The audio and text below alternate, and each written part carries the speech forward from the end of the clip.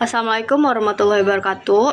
Perkenalkan, nama saya Angelika Destian dengan NIM 230505535. Di sini saya akan mempresentasikan materi yang berjudul use case diagram yang disusun oleh saya sendiri dengan mata kuliah Desain dan Pemrograman Berorientasi Objek.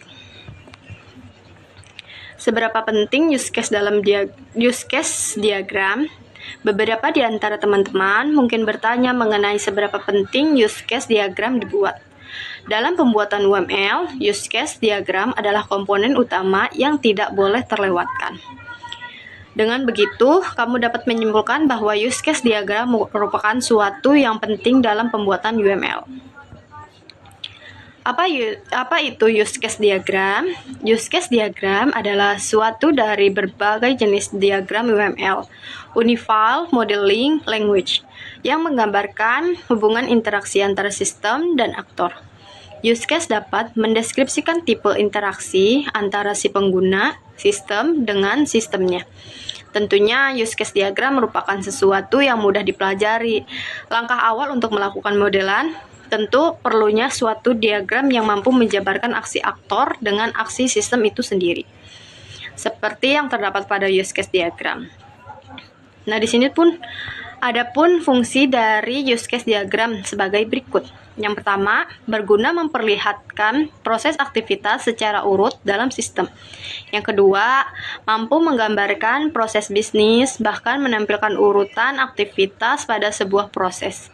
Yang ketiga, ada sebagai break atau jembatan antara pembuat dengan konsumen untuk mendeskripsikan sebuah sistem. Nah, di sini juga ada manfaatnya. Manfaat dari use case diantaranya, yang pertama, menggunakan sebagian kebutuhan verifikasi. Yang kedua, menjadi gambaran interface dari sebuah sistem karena setiap sistem yang dibangun haruslah memiliki interface. Yang ketiga, mengidentifikasi siapa saja orang yang dapat berinteraksi dengan sistem, serta apa yang dapat dilakukan oleh sistem.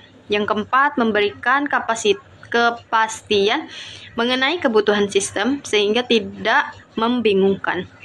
Yang kelima, ada memudahkan proses komunikasi antara domain expert dan end user.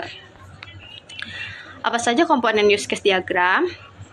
Di sini ada sistem, sebuah sistem yang digambarkan ke dalam bentuk persegi fungsinya untuk membatasi use case dengan interaksi dari luar sistem.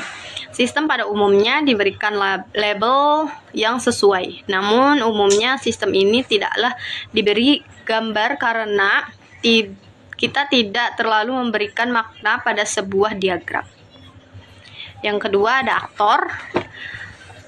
Banyak yang berspekulasi bahwa aktor adalah sebagian dari diagram. Padahal apabila kita mencari informasi lebih dalam mengenai soal ini, ternyata aktor bukanlah bagian dari diagram. Peran aktor sangat penting, tentunya menciptakan use case jadi lebih mudah. Fungsi aktor menjelaskan siapa yang berinteraksi dengan sistem. Aktor akan memberikan informasi kepada sistem, serta menerima informasi dari sistem. Keduanya bisa terjadi secara bersamaan. Aktor tidak memberikan kontrol terhadap sistem, namun hanya memberikan gambaran mengenai hubungannya dengan sistem. Di sini ada use case. Use case adalah komponen gambaran fungsional dalam sebuah sistem, sehingga konsumen maupun pembuat saling mengenal dan mengerti mengenai alur sistem yang akan dibuat. Di sini juga ada simbol-simbolnya ya. Kita zoom dulu biar kelihatan.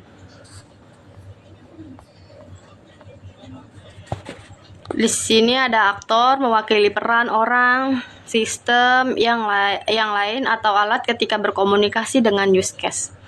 Di sini ada juga use case, abstraksi dan interaksi antara sistem dan aktor. Ya, di sini juga ada association, berabstraksi dari penghubung antara aktor dengan use case. Di sini ada juga generalisasi,